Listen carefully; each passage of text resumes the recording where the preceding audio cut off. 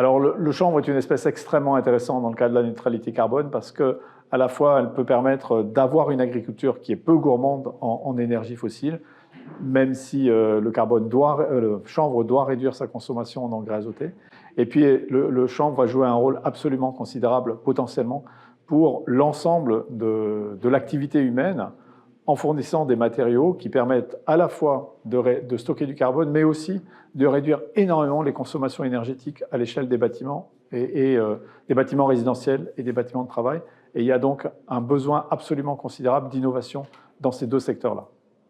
Les atouts du chanvre sont de plusieurs ordres. C'est une espèce qui est dite mineure aujourd'hui, qui sert beaucoup à la diversification des systèmes de culture.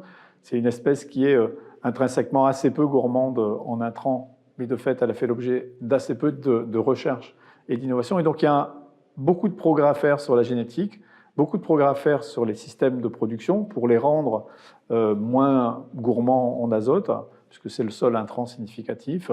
Et puis, beaucoup de besoins de recherche et d'innovation sur l'utilisation des matériaux que l'on peut extraire par prélèvement en cascade, par fractionnement, depuis la biomasse de chanvre, et donc les graines, mais aussi la chènevotte pour l'isolation, et puis l'ensemble des matériaux de tissage potentiellement. Donc un énorme besoin de recherche et d'innovation, pratiquement par ingénierie reverse en fonction de l'objectif et des zones où on veut utiliser le chanvre.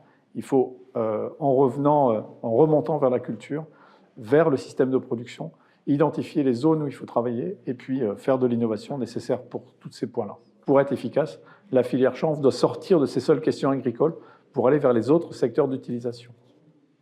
Donc le chanvre n'est pas qu'une question agricole.